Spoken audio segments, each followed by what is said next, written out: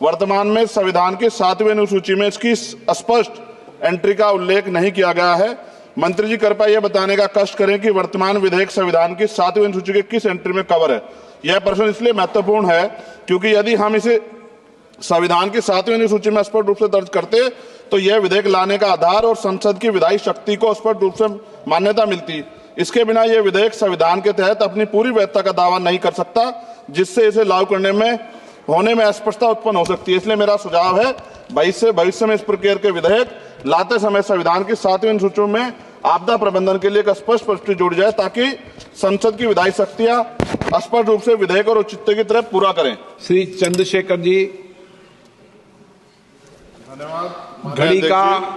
घड़ी का और समय का ध्यान रखो।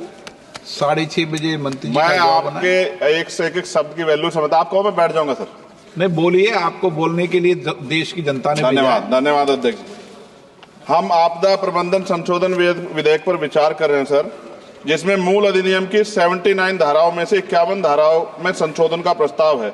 हालांकि ये संशोधन आवश्यक हो सकते हैं, परंतु यह तरीके कुछ जटिल हो सकते हैं, खासकर नए सदस्यगण मेरे जैसे के लिए, जिन्हें मूल अधिनियम और संशोधन विधेयक दोनों का अध्ययन करना पड़ता है। इस विधेयक की समझ में कठिनाई हो सकती है और विधायी प्रक्रिया में जटिलता आ सकती है। इस संदर्भ मेरा सुझाव है कि यदि संशोधन विधेयक के माध्यम से मूल अधिनियम को ही प्रतिस्थापित करके एक नया विधेयक प्रस्तुत करे तो यह न केवल विधेयक को अधिक स्पष्ट और समझने में आसान बनाएगा, बल्कि लेजिस्लेटिव ड्राफ्टिंग प्रक्रिया को भी सरल कर देगा।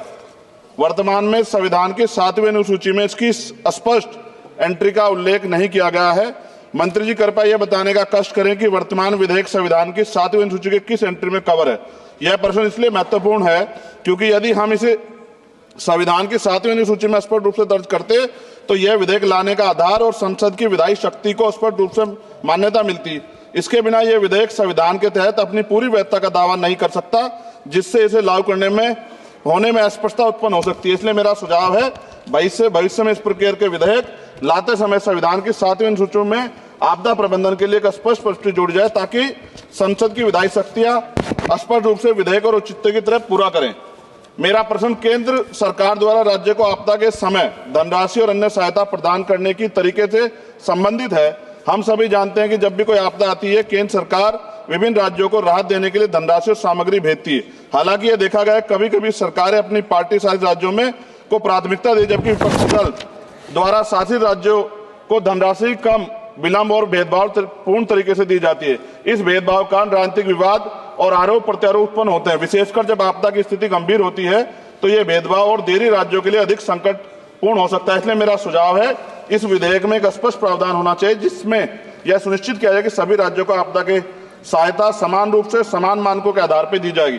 यदि प्रारंभिक सहायता प्रदान की जाती है तो यह सभी राज्यों के लिए समान और किसी भी राज्य में भेदभाव का शिकार उसको ना होना पड़े। साथ साथ विधेयक में यह प्रावधान है कि आपदा डाटाबेस के साथ अगर आर्टिफिशियल इंटेलिजेंस, रिमोट सेंसिंग और डाटा एनालिटिक्स जैसी टेक्नोलॉजी का इस्तेमाल कर डाटाबेस की उपयुक्तता बढ़ा सकते हैं। इस प्रावधान भी विधेयक के हों। एनडीएमए में जो आपने स्पेशली स्टाफ रखेंगे, क्या नियुक्ति में SC, ST और OBC को आरक्षण का प्रावधान दिया जाएगा? क्या ये बल सिर्फ मैन पावर होंगे या आवश्यक राहत सामग्रियों उपकरणों से भी लैस होंगे? इन बलों को वित्तीय संसाधन भी देने होंगे जिससे प्रभावी ढंग से कार्य कर सकें। आपदा प्रबंधन नीति डिजाइनिंग में पूर्व चेतावनी प्रणालियों के उन्नयन को शामिल करके पूर्व चेतावनी प्रणालियों को प्राथमिकता दी जाए। आपदा प्रक्रिया कोर्स में ऐसे प्रावधान होने चाहिए कि आपदा होने के 24 घंटे में ही प्रभावित राज्य जिला प्रशासन को एक निश्चित प्रारंभिक राशि जारी हो सके। जापान जैसे देशों के तरह 72 घंटे की महत्वपूर्ण प्रतिक्रिया योजना को लागू करना ताकि समय और बचाव कार्य कुशल समन्वय हो। जनता और NGO को भी एक्ट के तहत बनी सभी एजेंसीज के साथ मिलकर काम करने की योजना पर बल दिया जाना चाहिए, किंतु संशोधन विधेयक में ऐसा कोई प्रावधान नहीं दिखता जो कि आपदा के समय नागरिकों, NGO और सामाजिक संगठन रोल को सुनिश्चित करे। आपदा राहत को नागरिकों के लीगल राइट बनाने पर जोर देना चाहिए। और अध्यक्ष जी, सबसे महत्वपूर्ण ये है, आपदाओं में अपने परिजनों और संपत्ति को खोने वाले व्यक्तियों के मानसिक स्वास्थ्य को सहायता प्रदान करने के लिए मनोवैज्ञानिक पुनर्वास कार्यक्रम को आपदा प्रबंधन नीतियों में एकीकृत करने की आवश्यकता है। वायु प्रदूषण ये भी एक तरह का डिजास्टर है। दिल्ली और NCR के तमाम क्षेत्रों में अध्यक्ष जी इतनी बुरी हालात है, हवा जहरीली हो गई है, मेट्रो सिटी में सब जगह हाल है। इसको भी इसमें जोड़ा जाना चाहिए। लोगों का जीवन कीमती है, लोग जब सुरक्षित नहीं रहेंगे तो फिर जीवन कैसा सर? नगीना लोकसभा क्षेत्र से मैं आता हूं सर। किसानों को हर बार बाढ़ के कारण नुकसान होता है और जब वो जाते हैं दफ्तरों में तो अधिकारी धमकाकर भेज देते हैं वापस, कोई मुआवजा नहीं मिलता। मुआवजा के नाम पे खाना पूर्ति होती है। सभी लोगों में चिंता है अध्यक्ष जी, इसलिए मैं माननीय मंत्री जी से मांग करूंगा कि जो मांगे हमने इसमें रखी हैं अगर उनको जोड़ दिया जाए तो इसका फायदा आम जनता, किसानों, सब उन वर्गों को मिलेगा जिनके लिए हम लोग सोचते हैं। और भारत बड़ा देश है, बड़ा भूवर्ग है, कहीं बाढ़ है, कहीं अग्नि है, कहीं जो है रेत की समस्या है, तमाम तरह की मुसीबतें यहाँ है। तो मैं माननीय अध्यक्ष जी आपके माध्यम से सरकार से मांग करता हूं और माननीय मंत्री जी से कि इस बिल पे, जिस विधेयक को और मजबूत करें जिससे इसका लाभ जनता को। माननीय अध्यक्ष जी आपका धन्यवाद।